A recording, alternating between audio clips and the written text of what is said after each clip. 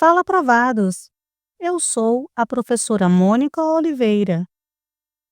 Sabe aquele tema que sempre cai, que despenca em toda a prova de direito constitucional? Exatamente. Estou falando dos direitos sociais. Por isso, o nosso foco hoje é o capítulo 2 do título 2 da Constituição, que trata especificamente desses direitos. Vamos destrinchar do artigo 6º ao 11º, ponto a ponto, com a profundidade que você precisa para gabaritar. Então, já deixa o seu like, se inscreva no canal e vem comigo.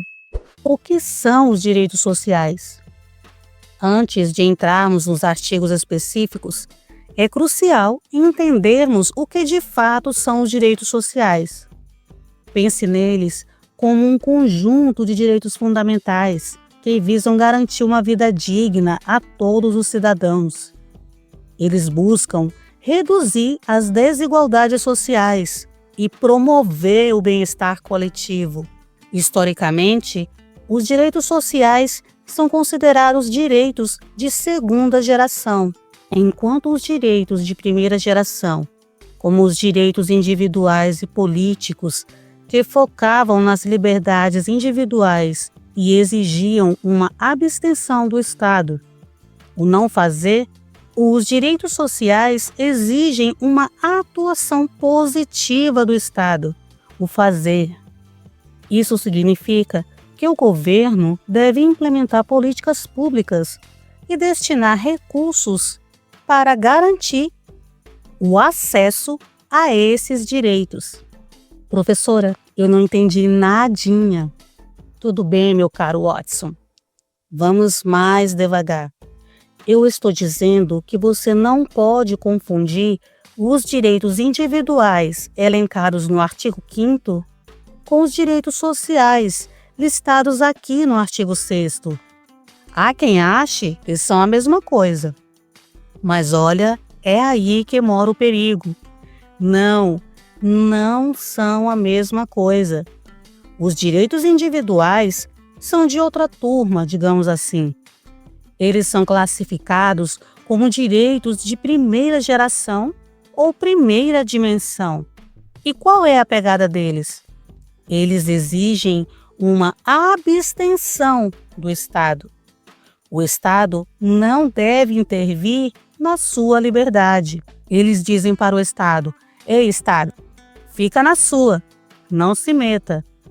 É como se fosse um limite para a ação estatal, garantindo a nossa liberdade individual. Já os direitos sociais são diferentes. Eles entram na categoria dos direitos de segunda geração ou segunda dimensão. E a grande sacada deles é a sua natureza prestacional. O que isso significa na prática? Pensa assim: direitos sociais são aqueles que dependem de uma ação do Estado para serem colocados em prática. É como se a gente dissesse para o Estado: "Ô Estado, faz um favor para a gente, garante aqui a educação, a saúde, o trabalho." Entendeu a diferença? Quem tem a obrigação de garantir a educação de qualidade, o acesso à saúde, condições dignas de trabalho no nosso país? Não é o Estado? Exatamente. Os direitos sociais meio que ordenam o Estado a agir, a fazer alguma coisa para assegurar o nosso bem-estar social. Percebe a diferença crucial dos direitos individuais? Enquanto os individuais falam para o Estado: "Não faça, não se intrometa", os sociais imploram: "Faça alguma coisa, garanta." O Estado tem o dever de fazer, de promover, de garantir condições mínimas para que todos possam viver com dignidade. E presta atenção aqui que essa é batata em prova. As bancas amam misturar alho com bugalho, tentando confundir direitos sociais com individuais. Um exemplo clássico: a troca entre o direito à moradia e o direito à propriedade. Ué, professora, Moradia e propriedade não são a mesma coisa? De jeito nenhum. O direito à propriedade é um direito individual, de primeira geração. Se você tem uma casa, um terreno, um carro, o Estado não pode, em regra, te tomar isso. Invadir sua casa sem mandado judicial, confiscar seus bens de qualquer jeito. É o Estado dizendo: não vou mexer no que é seu. Agora, a moradia é outra história. É um direito social. Isso significa que o Estado tem o dever de garantir que as pessoas tenham acesso a um lugar digno para morar. Entende a diferença? Não é o Estado não fazendo, mas sim o Estado fazendo, agindo para que esse direito seja efetivado. Sacou? Então grava isso. Todos os direitos sociais são direitos de segunda geração e possuem natureza prestacional, ou seja, eles dependem de uma atitude positiva do Estado, de um fazer estatal, para serem garantidos. E tem mais uma pegadinha que as bancas adoram: a palavra segurança, que aparece tanto no caput do artigo 5º quanto no artigo 6º, mas o significado é completamente diferente. Quando a Constituição fala em segurança como um direito social no artigo 6º, ela está falando de segurança pública, de polícia nas ruas, de tudo aquilo que envolve a proteção da sociedade contra a violência e o crime, que está lá no artigo 144. Já a segurança, mencionada no artigo 5º, é um direito individual. Ali, a gente está falando de segurança jurídica, de direito a um processo justo, com ampla defesa e contraditório. É a segurança de que as leis serão aplicadas de forma correta e que os nossos direitos serão respeitados dentro de um processo legal. Percebeu a sutileza? Uma segurança é o Estado agindo para proteger a coletividade, segurança pública. A outra segurança é o Estado garantindo os direitos individuais dentro da lei, segurança jurídica. Então, futuros aprovados, fiquem ligados nessas diferenças cruciais.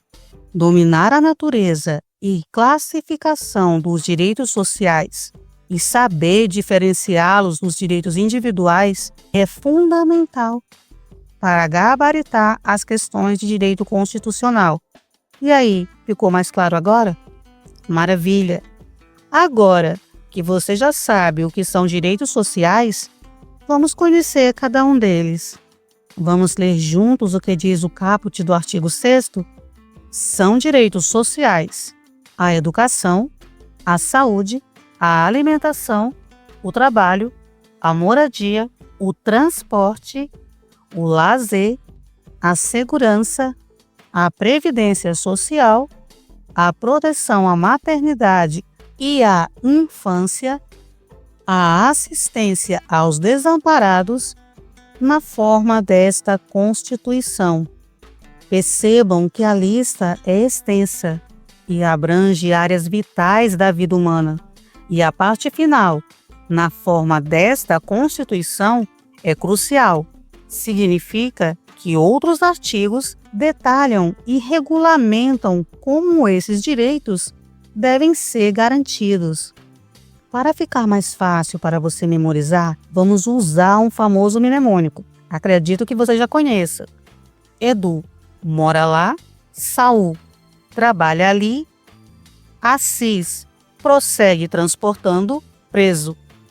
Assim temos educação, moradia, lazer, saúde, trabalho, alimentação, assistência aos desamparados, proteção à maternidade e à infância, segurança, transporte e, por último, previdência social.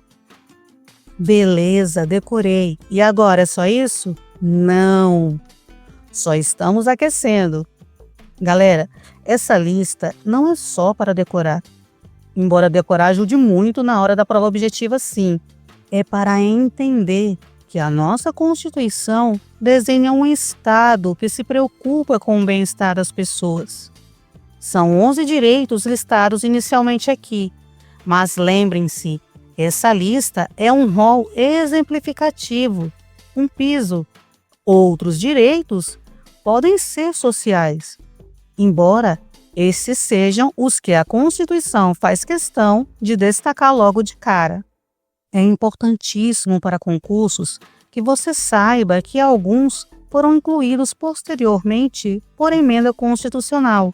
A moradia, pela emenda constitucional 26 de 2000, a alimentação, através da emenda constitucional 64 de 2010, e o transporte, através da emenda constitucional 90 de 2015.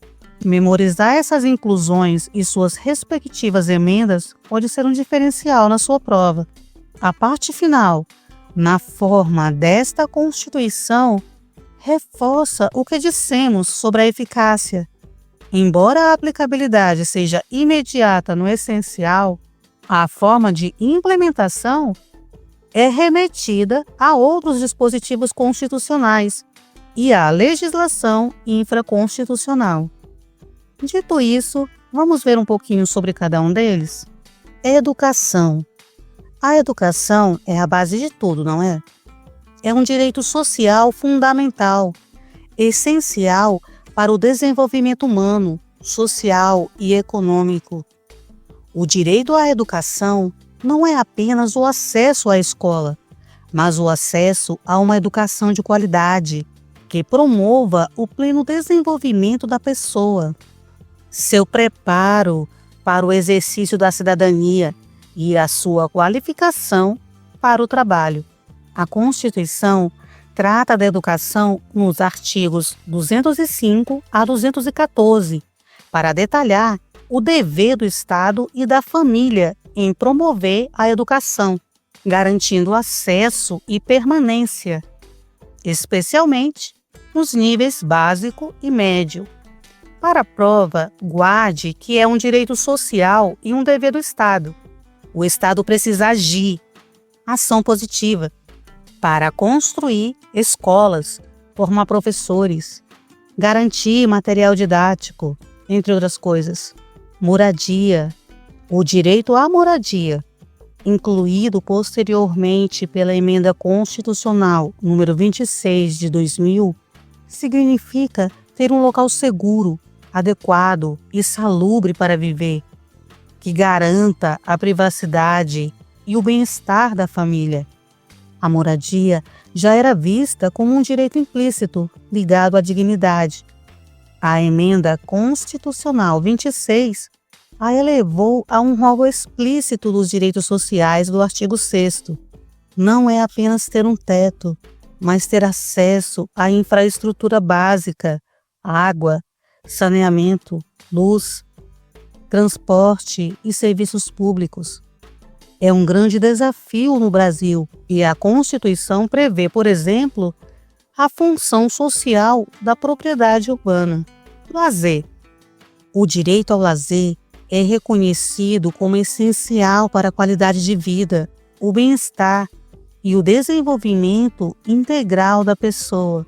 Não se trata apenas de descanso, mas de acesso a atividades culturais, esportivas e recreativas. É um direito que o Estado deve fomentar e garantir.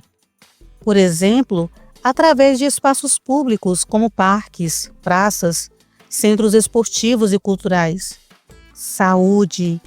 O direito à saúde é universal e igualitário. Todos os brasileiros e estrangeiros têm direito ao acesso às ações e serviços de saúde. A Constituição, nos artigos 196 a 2000, criou o Sistema Único de Saúde, o SUS, um dos maiores sistemas públicos de saúde do mundo, baseado nos princípios da universalidade, integralidade e equidade. É um direito essencial à vida e à dignidade. Em prova, frequentemente perguntam sobre a universalidade, a igualdade de acesso e o dever do Estado. Fique atento. Trabalho. O trabalho não é só um direito social, mas também um dos fundamentos da República Federativa do Brasil, que você já deve ter visto lá no artigo 1º, no inciso 4º. Garante a possibilidade de as pessoas exercerem uma atividade remunerada e digna. O direito ao trabalho vai além da simples oportunidade de ter um emprego. A Constituição, especialmente no artigo 7º, que veremos a seguir, detalha uma série de direitos dos trabalhadores urbanos e rurais. É sobre ter um trabalho decente, com segurança, saúde e remuneração justa, que garanta a subsistência e a dignidade do trabalhador e de sua família. Alimentação. O direito à alimentação foi incluído no artigo 6º pela Emenda Constitucional número 64 de 2010.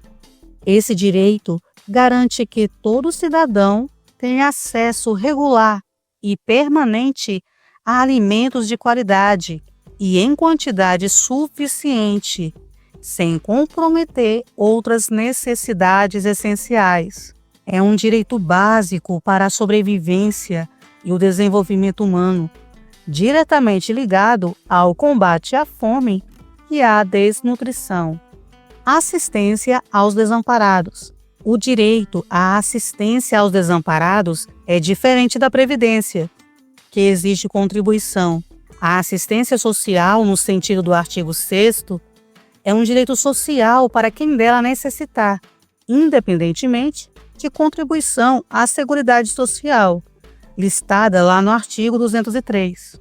Visa proteger aqueles que se encontram em situação de vulnerabilidade e que não contribuíram para a Previdência Social, como os idosos e as pessoas com deficiência de baixa renda, ou indivíduos e famílias em situação de risco social. É a ponta da rede de proteção social, garantindo um mínimo de dignidade para quem mais precisa, independentemente de contribuições prévias. Proteção à maternidade e à infância. Esse direito social visa garantir o cuidado e o desenvolvimento saudável das mães e das crianças, desde a gestação. Ele reconhece a vulnerabilidade específica das gestantes, mães e crianças. Garante o acesso a serviços de saúde especializados.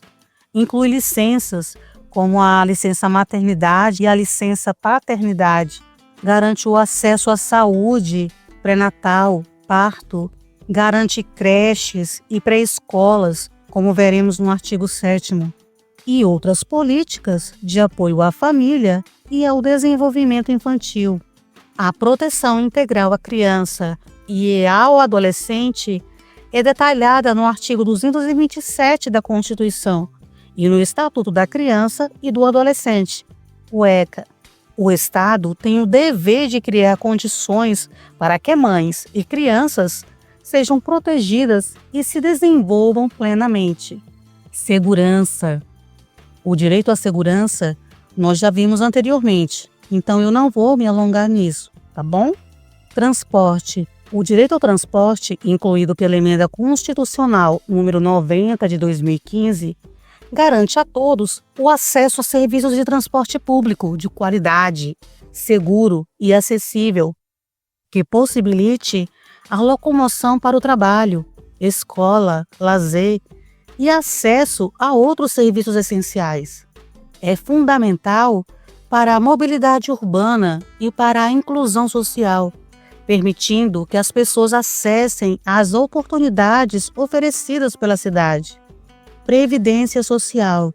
O direito à previdência social, também mencionada nos artigos 194 e artigos seguintes, garante a proteção ao trabalhador e a seus dependentes em situações como velhice, doença, invalidez, morte ou desemprego involuntário.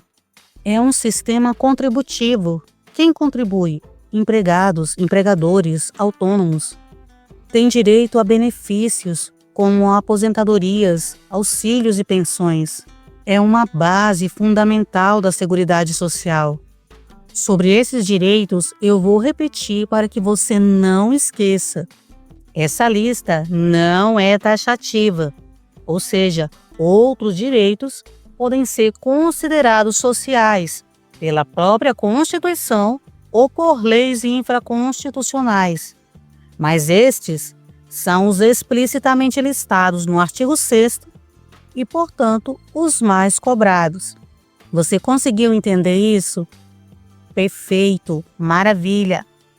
Agora, fiquem muito atentos a este parágrafo único, porque ele é relativamente novo, incluído pela Emenda Constitucional número 114 de 2021. Ele trouxe para o texto constitucional a previsão da renda básica familiar. O texto diz: todo brasileiro em situação de vulnerabilidade social terá direito a uma renda básica familiar, garantida pelo poder público, em programa permanente de transferência de renda, cujas normas e requisitos de acesso serão determinados em lei, observada a legislação fiscal e orçamentária. Este parágrafo é uma inovação importante. Ele constitucionaliza a ideia de um programa de renda básica para combater a pobreza e a desigualdade. Pontos chaves para memorizar. Quem tem direito? Todo brasileiro em situação de vulnerabilidade social. Não é para todos, é para quem precisa. O que é? É um direito a uma renda básica familiar, não individual necessariamente. Quem garante? O poder público. É dever do Estado. Como? Em um programa permanente de transferência de renda. Não é algo provisório, é uma política de Estado contínua. E as regras? Serão definidas em lei. A Constituição dá a diretriz. A lei infraconstitucional, como a Lei número 14.601 de 2023, que recriou o Bolsa Família, detalha quem, como e quanto. Há limites? Sim. Deve observar a legislação fiscal e orçamentária. Ou seja, o direito existe, mas sua implementação depende da capacidade e das regras financeiras e do orçamento do governo. Marque esse parágrafo com um neon. Ele tem tudo para ser explorado pelas bancas, especialmente perguntando sobre a emenda constitucional, o ano, a quem se destina e as condições. Respira fundo, porque agora vamos para o artigo 7º. Avançando, chegamos a um dos artigos mais extensos e mais cobrados em concursos, especialmente na área trabalhista, mas também em direito constitucional geral, o artigo 7º. Fique atento às palavras-chave que vou usar para identificar cada inciso, porque isso ajuda a compreender e memorizar sobre o que trata cada um deles. Combinado? O caput nos informa. São direitos dos trabalhadores urbanos e rurais, além de outros que visem a melhoria de sua condição social. O caput já nos dá duas informações importantes. Primeiro, os direitos são para trabalhadores urbanos e rurais. Essa equiparação de direitos é um marco da CF de 88, ok? Segundo, essa parte, além de outros, é importante, pois indica que a lista de incisos a seguir é um rol exemplificativo, um piso mínimo de direitos. Outros direitos podem ser reconhecidos pela legislação intraconstitucional, por convenções e acordos coletivos, ou até mesmo por decisões judiciais, desde que visem a melhorar a condição social do trabalhador. A Constituição unificou em grande parte os direitos dos trabalhadores urbanos e rurais. eliminando assim discriminações históricas. Vamos agora analisar cada inciso com a devida atenção. Inciso 1. Despedida arbitrária, sem justa causa. A ideia aqui é dar uma segurança para o trabalhador. Este inciso garante a proteção contra a dispensa sem um motivo justificado pela lei ou considerada arbitrária. É importante notar que a Constituição não garantiu estabilidade absoluta para todos os empregados, mas sim uma proteção contra a dispensa injusta ou arbitrária. Essa proteção deveria ser detalhada por uma lei complementar, o que até hoje não ocorreu integralmente. Na prática, essa proteção se materializa principalmente através do pagamento da indenização compensatória, que é a multa de 40% sobre o saldo do FGTS em caso de dispensa sem justa causa, prevista lá na Lei 8.036 de 90. Outros direitos previstos em lei ou negociação coletiva também integram essa proteção. Inciso 2. Seguro-desemprego. Simples e direto. Aqui temos a garantia do seguro-desemprego. Se o trabalhador é demitido sem justa causa, ou seja, o desemprego é involuntário, ele não pediu para sair nem foi demitido por falta grave, então ele tem direito a receber o seguro-desemprego por um tempo, para ajudar enquanto procura outro trabalho. A regulamentação detalhada com os requisitos para recebimento e o número de parcelas é feita por lei ordinária. Inciso 3. Fundo de Garantia do Tempo de Serviço, o FGTS.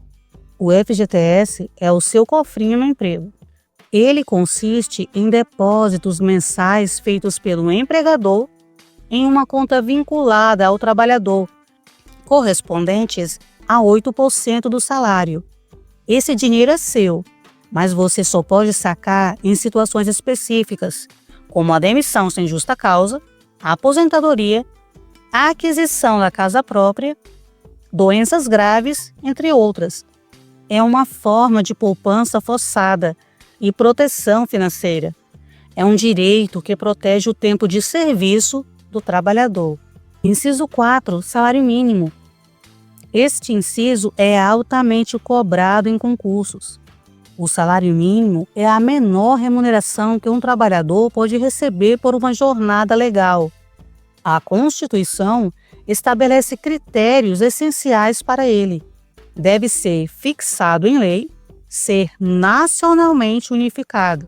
E atenção, leis estaduais podem fixar pisos salariais regionais superiores ao mínimo nacional, mas nunca inferiores. E o mais importante para a teoria, deve ser capaz de atender às necessidades vitais básicas do trabalhador e de sua família. Listando aqui, quais são essas necessidades? Moradia, alimentação, educação, saúde, lazer, vestuário, higiene, transporte e previdência social. Além disso, a Constituição determina reajustes periódicos para preservar o poder aquisitivo do salário mínimo. É para que ele não perca valor com a inflação. Por fim, um ponto crucial e recorrente em provas. É vedada a sua vinculação para qualquer fim. Isso significa que o salário mínimo não pode ser usado como fator de indexação ou base de cálculo automática para outros valores, como aluguéis, custas judiciais, a fim de evitar a inflação inicial. Quer um exemplo? Um contrato não pode dizer que o aluguel será de 3 salários mínimos. A súmula vinculante número 4 do STF confirma essa vedação, mas ressalva que enquanto não houver lei estabelecendo novo índice, pode-se usar o salário mínimo para correção de valores, mas não como base de cálculo inicial. Inciso 5. Piso salarial. Esse inciso complementa o inciso anterior. Além do salário mínimo nacional, A Constituição permite a fixação de pisos salariais específicos para determinadas categorias profissionais ou para determinadas regiões, como fazem alguns estados com base em lei estadual. Esses pisos devem ser proporcionais à dificuldade, responsabilidade ou especialização do trabalho. Eles não podem ser inferiores ao salário mínimo nacional, mas podem ser superiores. Inciso 6. Irredutibilidade do salário. Em regra, o salário não pode diminuir. Ponto final. Isso protege o trabalhador de ter sua renda reduzida unilateralmente pelo patrão, mas a Constituição abre uma única exceção. A redução é permitida apenas se for estabelecida em convenção coletiva de trabalho ou acordo coletivo de trabalho. Memorize: irredutibilidade, exceto por CCT ou ACT. Inciso 7. Garantia mínima para salário variável.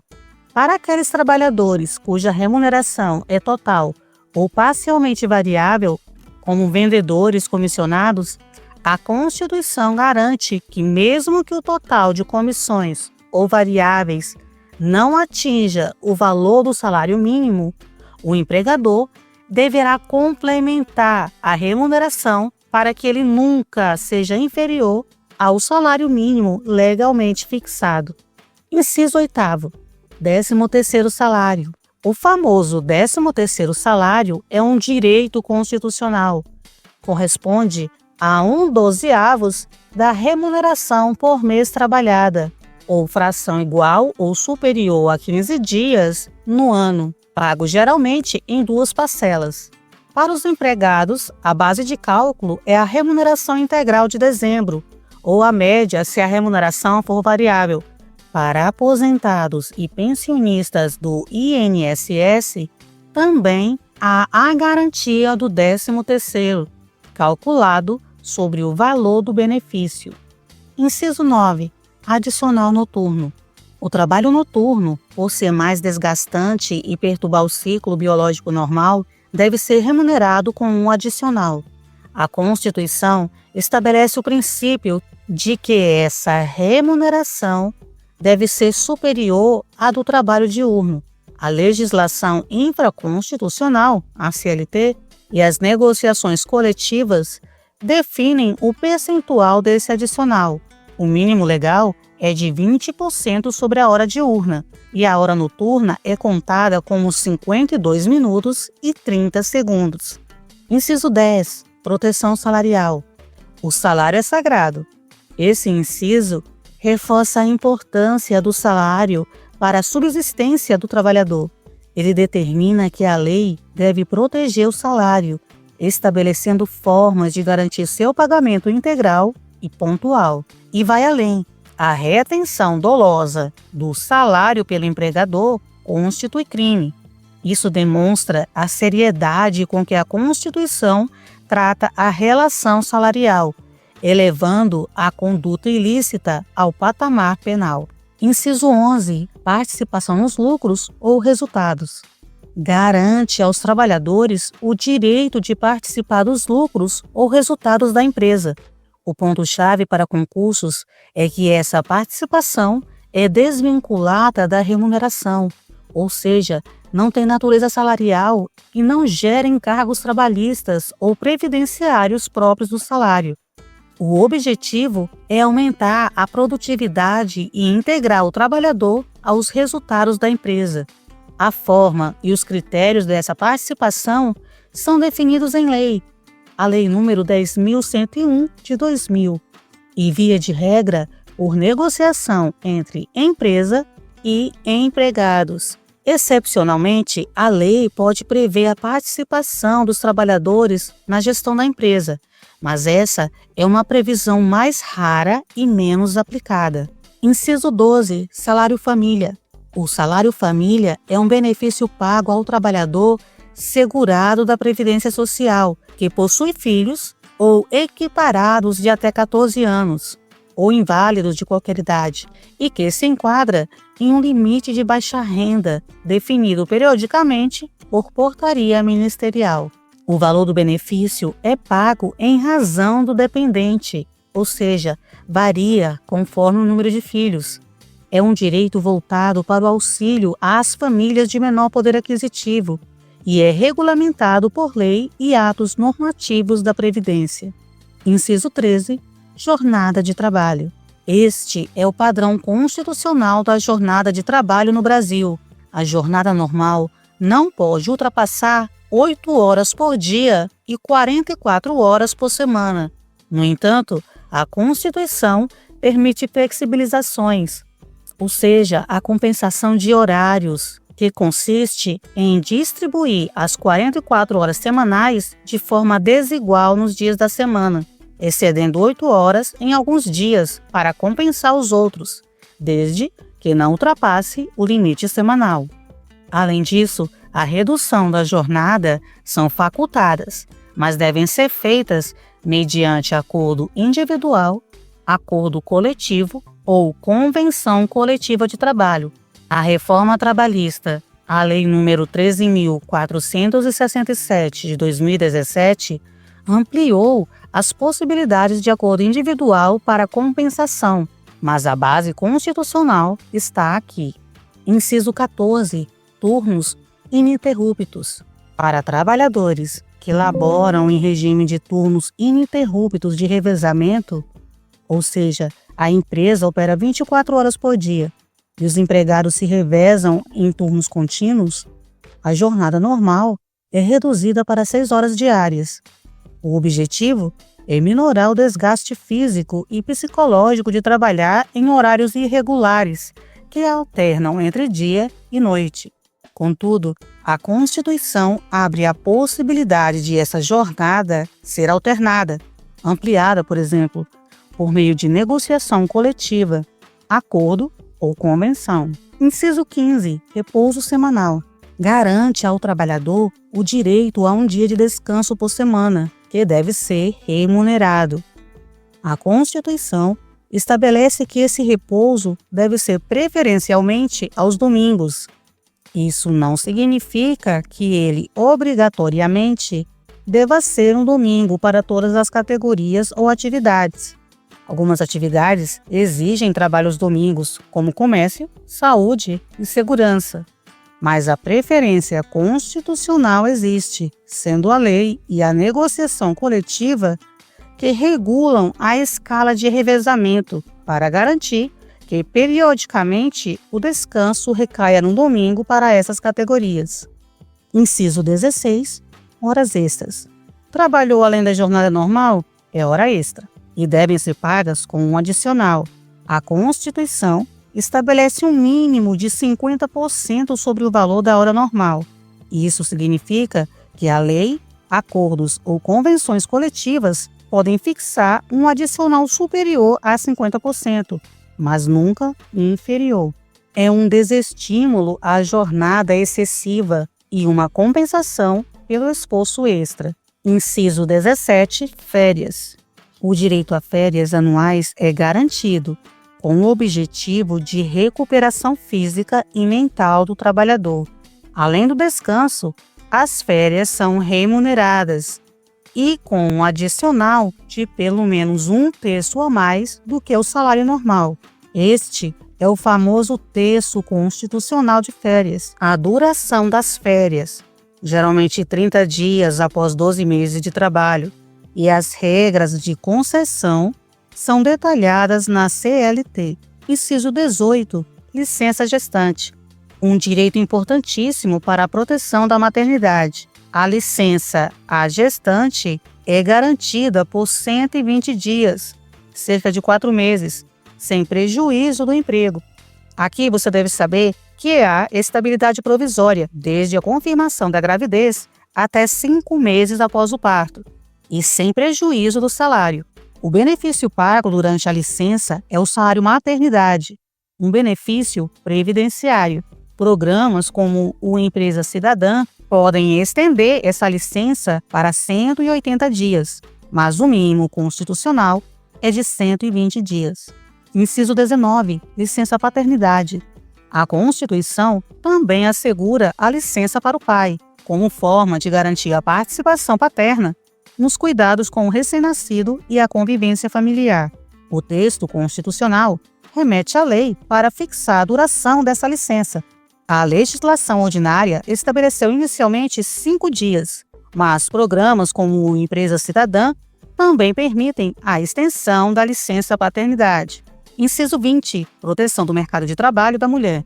Reconhecendo as desigualdades históricas e as dificuldades que as mulheres enfrentam no mercado de trabalho, como dupla jornada, discriminação salarial, entre outros, a Constituição determina que o Estado deve promover a proteção do mercado de trabalho feminino.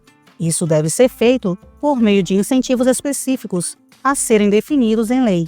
Exemplos de incentivos são as cotas em concursos públicos, programas de qualificação profissional, combate à discriminação. Inciso 21. Aviso prévio.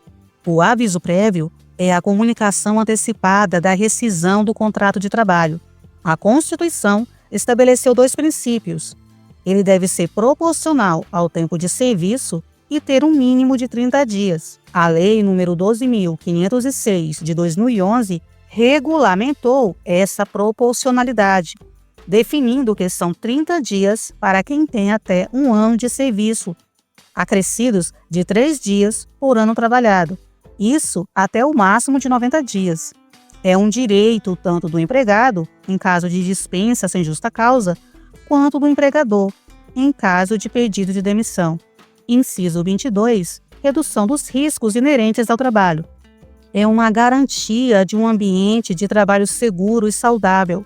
A Constituição impõe ao poder público e aos empregadores o dever de promover a redução dos riscos associados às atividades laborais.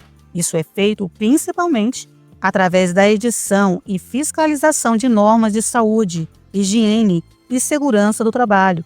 São as famosas normas regulamentadoras, elaboradas pelo Ministério do Trabalho. O objetivo é prevenir acidentes e doenças ocupacionais. Inciso 23. Adicional de remuneração para as atividades penosas, insalubres ou perigosas, assim como o trabalho noturno. Atividades que expõem o trabalhador a condições adversas, que chamamos de penosas, insalubres ou perigosas, devem ser compensadas com um adicional na remuneração. A Constituição estabelece o direito ao adicional remetendo à lei para definir quais atividades se enquadram e qual percentual do adicional.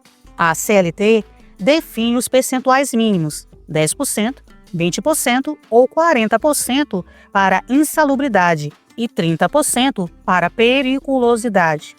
Inciso 24. A aposentadoria. O direito à aposentadoria é explicitamente listado aqui como um direito social do trabalhador.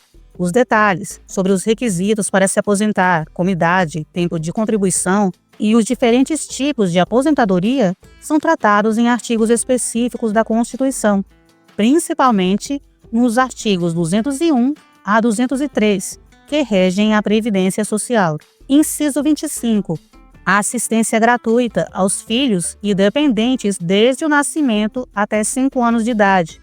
Este inciso garante o acesso à educação infantil, através de creches e pré-escolas, para os filhos e dependentes dos trabalhadores, desde o nascimento até os 5 anos de idade.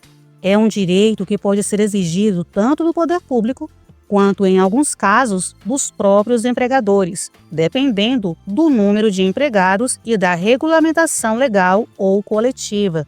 O objetivo é facilitar a inserção ou permanência dos pais, especialmente das mães, no mercado de trabalho, além de garantir o desenvolvimento integral da criança. Inciso 26. Reconhecimento das convenções e acordos coletivos de trabalho. A Constituição valoriza a autonomia da vontade coletiva dos trabalhadores e empregadores. Esse inciso determina o reconhecimento jurídico das convenções coletivas, firmadas entre sindicato de empregados e o sindicato de empregadores, e dos acordos coletivos, firmados entre sindicato de empregados e uma ou mais empresas. Essas normas negociadas têm força de lei entre as partes e, em regra, prevalecem sobre a lei ordinária, quando dispõem sobre temas autorizados pela própria Constituição ou lei, especialmente para melhorar as condições de trabalho e, em alguns casos, para flexibilizar, como vimos na jornada. Inciso 27. Proteção em face da automação. Esse é um direito garantido voltado para o futuro do trabalho.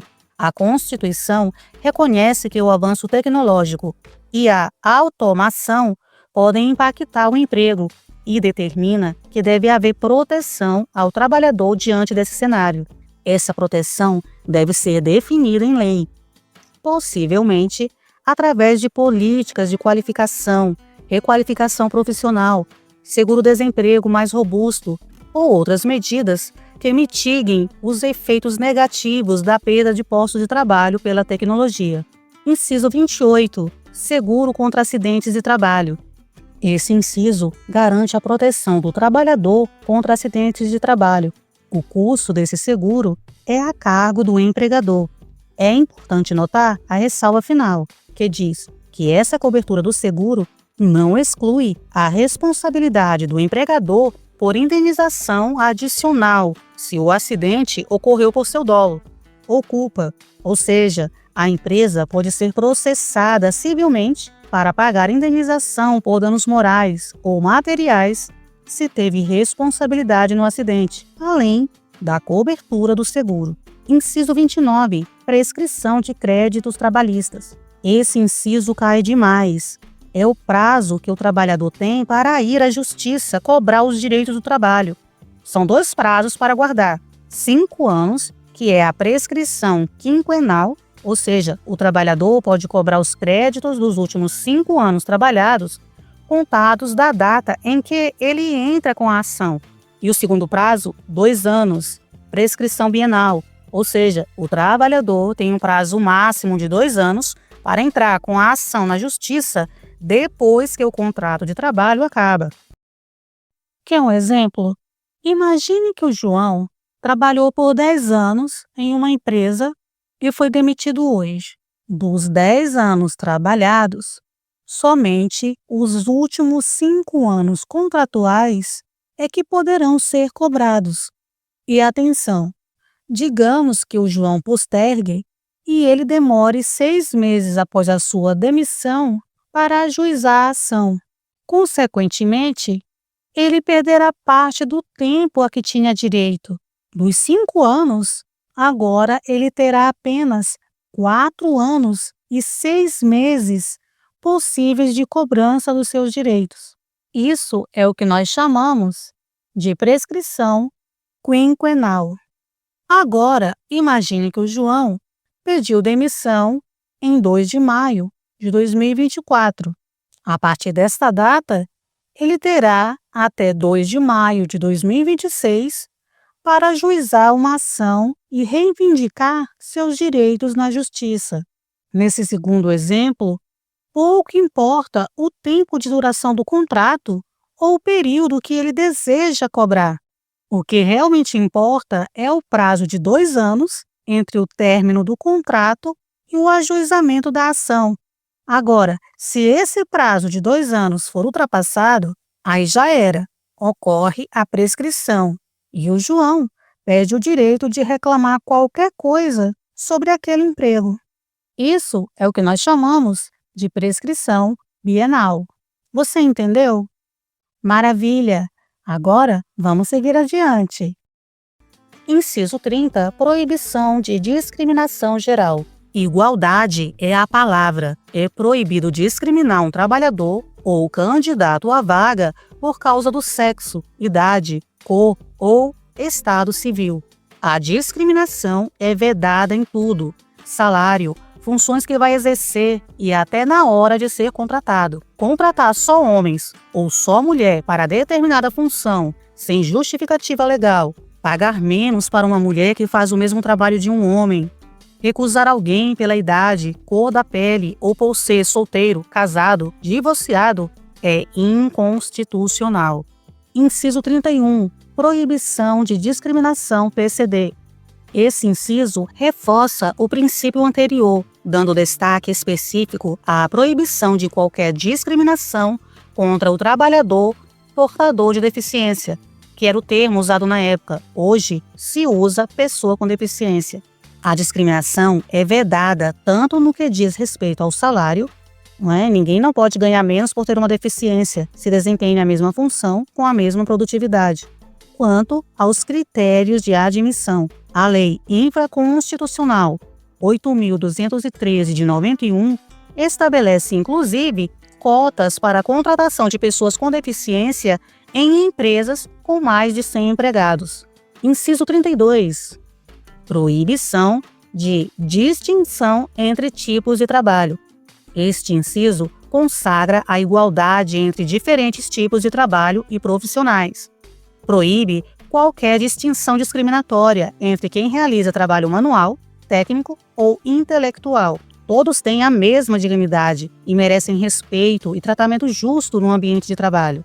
Não pode haver, por exemplo, uma hierarquia de valorização que justifique discriminações no tratamento ou nas oportunidades baseadas apenas no tipo de trabalho realizado.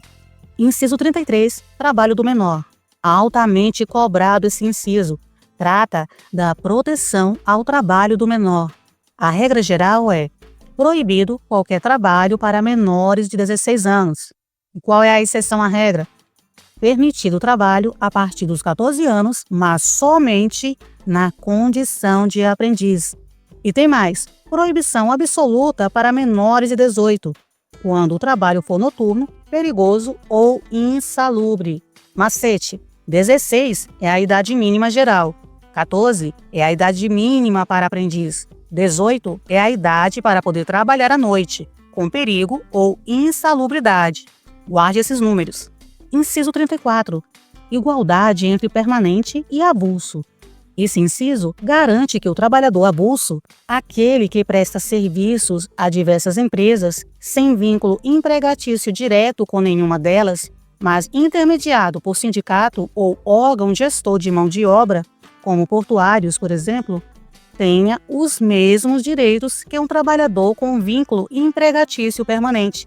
O objetivo é evitar a precarização do trabalho avulso, assegurando que ele tenha acesso a todos os direitos sociais e trabalhistas previstos na Constituição e na legislação. Ufa, quantos incisos, não é? Mas tem mais um ponto crucial no artigo 7º, o parágrafo único, que trata dos direitos dos trabalhadores domésticos. Isso veio com a famosa PEC das domésticas, a Emenda Constitucional número 72 de 2013, e foi regulamentado pela Lei Complementar número 150 de 2015. O parágrafo diz: são assegurados à categoria dos trabalhadores domésticos os direitos previstos nos incisos 4, 6, 7, 8, 10, 13, 15, 16, 17, 18, 19, 21, 22, 24, 26, 30, 31 e 33, e, atendidas as condições estabelecidas em lei e observada a simplificação do cumprimento das obrigações tributárias, principais e acessórias, decorrentes da relação de trabalho e suas peculiaridades, os previstos nos incisos 1, 2, 3, 9, 12, 25 e 28, bem como a sua integração à Previdência Social. Se você observar, o parágrafo único divide os direitos em dois grupos. O primeiro grupo, listado antes do "e atendidas as condições", são direitos que passaram a se aplicar aos domésticos de forma mais direta com a Emenda Constitucional 72 de 2013.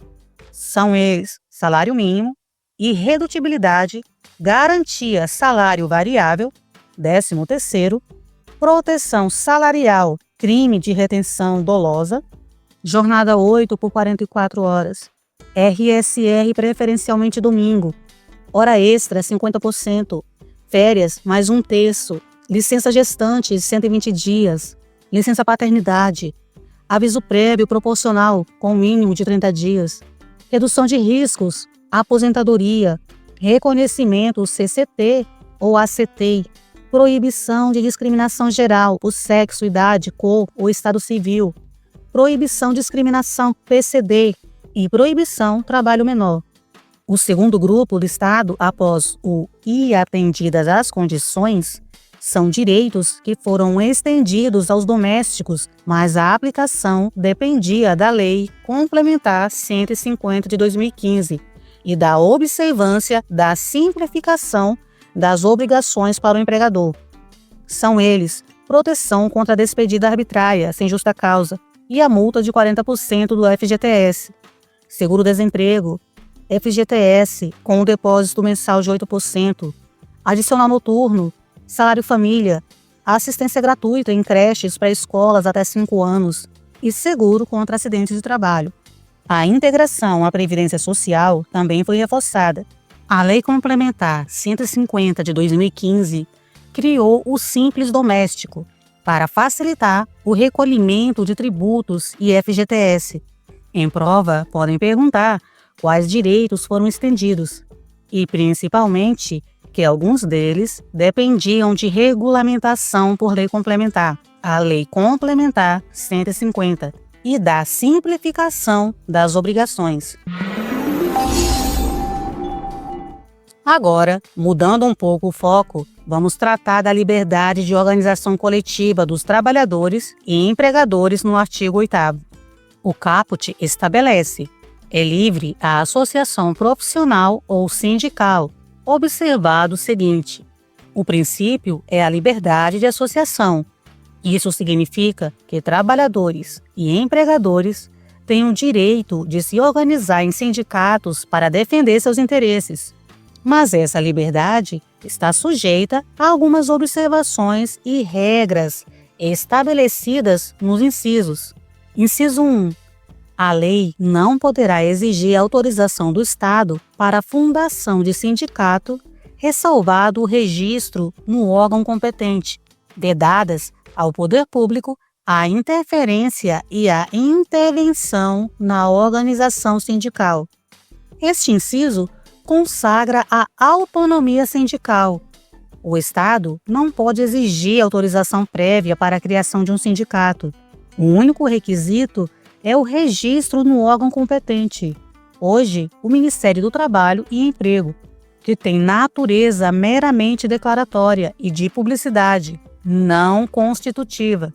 E mais, é vedado ao poder público qualquer interferência ou intervenção na organização sindical. Isso garante a independência das entidades sindicais em relação ao Estado. Já o inciso 2 é outro ponto-chave e causa muita confusão. Ele estabelece o princípio da unicidade sindical. É proibido, é vedado que exista mais de uma entidade sindical na mesma base territorial, representando, no caso, a mesma categoria, profissional ou econômica. A base territorial é definida pelos próprios interessados, ou seja, os trabalhadores ou empregadores daquela categoria, mas não pode ser inferior à área de um município. A unicidade sindical, embora criticada por alguns doutrinadores por limitar a plena liberdade de associação, é a regra constitucional brasileira e aparece constantemente em provas. Não confunda unicidade, ou seja, uma entidade por categoria na base territorial, com pluralidade, diversas entidades de categorias diferentes na mesma base. Inciso 3. O inciso 3 define o papel essencial do sindicato.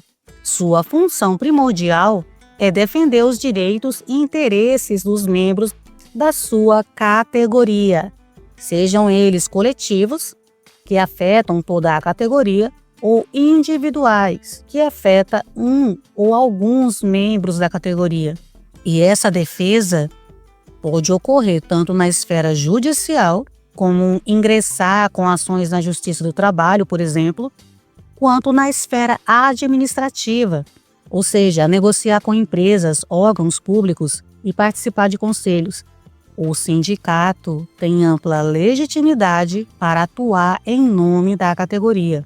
Já o inciso 4 trata da contribuição sindical. Ele prevê que a Assembleia Geral da categoria fixará uma contribuição para custear o sistema confederativo. Em se tratando de categoria profissional, essa contribuição poderia ser descontada em folha. É importante notar que a reforma trabalhista de 2017, ou seja, a Lei nº 13.467 de 2017, alterou a CLT para tornar a contribuição sindical obrigatória e facultativa. Embora o inciso 4 do artigo 8º mencione uma contribuição fixada pela Assembleia, sua aplicação prática e obrigatoriedade geraram debates e decisões judiciais, com o STF reafirmando que outras contribuições fixadas pela Assembleia para custeio da entidade podem ser cobradas apenas dos filiados, salvo previsão em acordo ou convenção coletiva que a estenda aos não filiados mediante direito de oposição. Para a prova de constitucional, é crucial saber o que o texto da Constituição diz.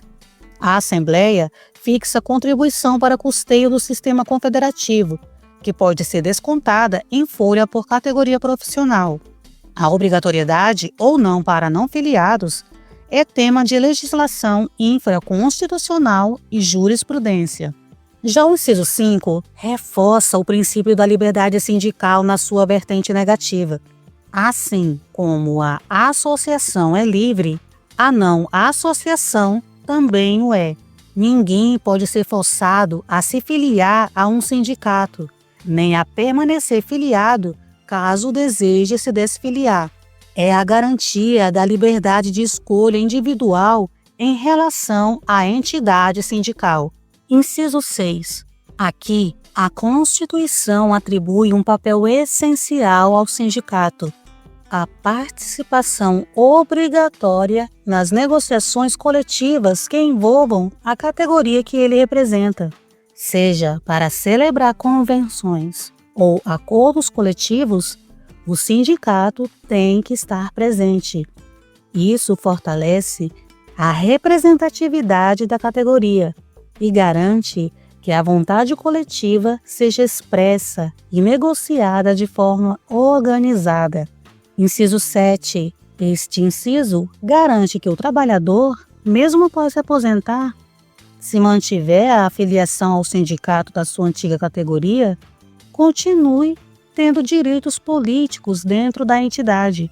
Ele pode participar das assembleias, votar nas eleições sindicais e até mesmo ser candidato a cargos de direção ou representação.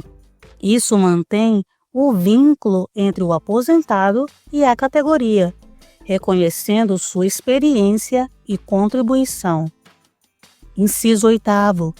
Este é o inciso da estabilidade sindical, para proteger a atuação dos dirigentes sindicais e garantir a independência da entidade. A Constituição confere uma estabilidade provisória no emprego. Essa estabilidade começa a partir do registro da candidatura do empregado a um cargo de direção ou representação sindical e se estende, caso ele seja eleito, inclusive suplente, até um ano após o término do seu mandato. Durante esse período, o empregado só poderá ser dispensado por falta grave, devidamente apurada em processo de inquérito para apuração de falta grave, que é justamente o que diz o artigo 853 da CLT. Esse inciso é um ponto muito cobrado em provas de direito do trabalho e constitucional. Fique atento.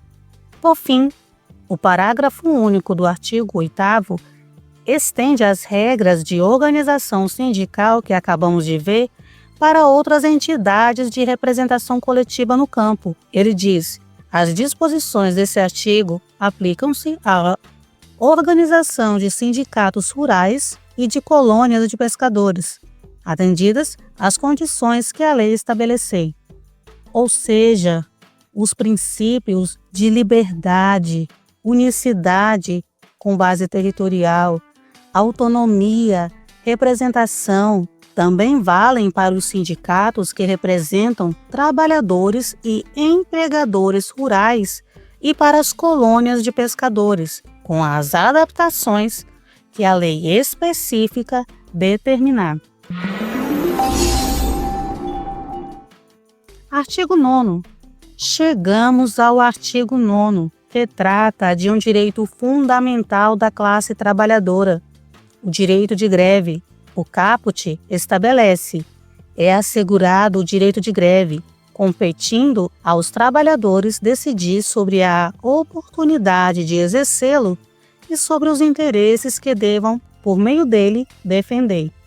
O direito de greve é um meio de pressão dos trabalhadores para negociar melhores condições de trabalho ou defender seus direitos. A Constituição assegura esse direito e, importante, confere aos trabalhadores, geralmente por meio do sindicato e assembleia, a autonomia para decidir sobre a oportunidade de fazer greve e sobre os interesses que serão defendidos. No entanto, o direito de greve não é absoluto, especialmente quando envolve serviços essenciais para a comunidade. O parágrafo 1º dispõe: a lei definirá os serviços ou atividades essenciais e disporá sobre o atendimento das necessidades inadiáveis da comunidade. Este parágrafo remete à Lei nº 7.783, de 1989, a Lei de Greve, a tarefa de definir quais são os serviços ou atividades essenciais. Para esses serviços, a lei deve prever mecanismos para garantir que as necessidades inadiáveis da comunidade sejam atendidas durante a greve, como a manutenção de um percentual mínimo de funcionamento, que chamamos de serviços mínimos. Isso equilibra o direito de greve com o interesse público. Por fim, o parágrafo 2º estabelece uma consequência para o exercício abusivo do direito de greve. Os abusos cometidos sujeitam os responsáveis às penas da lei. Isso significa que, se a greve desviar-se dos seus objetivos legítimos, violar a lei, como não manter os serviços mínimos ou atividades essenciais, ou incorrer em atos ilícitos, os responsáveis, ou seja, os sindicatos e líderes do movimento, podem ser punidos conforme a lei. A greve deve ser um exercício pacífico e legal de direito. Passando agora para o artigo 10, encontramos uma previsão sobre a participação dos trabalhadores e empregadores em órgãos públicos. O artigo 10 diz: é assegurada a participação dos trabalhadores e empregadores nos colegiados dos órgãos públicos em que seus interesses profissionais ou previdenciários sejam objeto de discussão e deliberação. Isso significa que, em conselhos e órgãos do governo, onde se decide sobre temas que afetam diretamente a vida profissional ou a previdência social, os representantes dos trabalhadores e dos empregadores têm que ter assento garantido para participar das discussões e decisões. Um exemplo disso é o Conselho Nacional de Previdência Social. Ele tem representantes dos trabalhadores, empregadores, aposentados e do governo. Isso promove a gestão democrática das políticas públicas. E, por fim, o último artigo do nosso estudo de hoje, o artigo 11. Esse artigo estabelece: nas empresas de mais de 200 empregados, é assegurada a eleição de um representante destes, com a finalidade exclusiva de promover-lhes um entendimento direto com os empregadores. Este direito é para empresas grandes, com mais de 200 empregados. Os empregados dessa empresa podem eleger um representante deles ali dentro. Mas cuidado, esse representante não é o sindicato, é um canal de comunicação dentro da empresa. A finalidade é exclusiva: promover o entendimento direto entre a massa de empregados e a administração. Não é para negociar acordos coletivos. Isso é papel do sindicato. É para facilitar o diálogo e resolver problemas internos. Muito bem, pessoal. Percorremos os artigos 6º ao 11 da Constituição Federal, que compõem o capítulo dos direitos sociais, com um olhar focado no que mais aparece nas provas de concurso.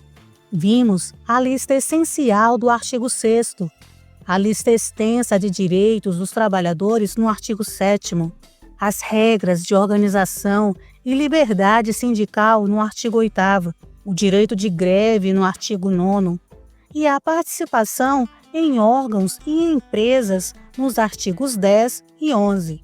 Para mandar bem na prova sobre esse tema, anota essas dicas. Leiam um texto seco da Constituição várias vezes. Façam muitas questões de concursos anteriores sobre esses temas. Não deixem de consultar a legislação complementar e a jurisprudência relevante, com as súmulas dos tribunais superiores que detalham esses direitos. E, claro, assistam novamente essa aula e façam as suas próprias anotações. E aí, curtiu a aula? Sentiu a diferença de um estudo focado na aprovação? Se essa aula te ajudou, esmaga o like aí embaixo. Isso mostra para o YouTube que o conteúdo é relevante e ajuda a gente a levar essa preparação de qualidade para mais pessoas. Compartilhe essa aula com seus grupos de estudo, com os amigos que também estão nessa batalha. Vamos juntos nessa corrente positiva. Se você ainda não é inscrito no canal, clica no botão de inscrever-se agora mesmo e ative o sininho para ser notificado sempre que tiver aula nova. Deixa seu comentário aqui embaixo. Me diz o que achou da aula, qual artigo você tinha mais dificuldade e qual tema você quer ver na próxima aula. Sua participação é fundamental. Fique atento que em breve eu vou postar aulas com questões comentadas. Vamos deixar você afiado para gabaritar qualquer questão de direito social. Então, a gente se vê na próxima aula, hein? Muito obrigada pela sua companhia e foco na missão. Fiquem com Deus, beijo no coração e até a próxima aula.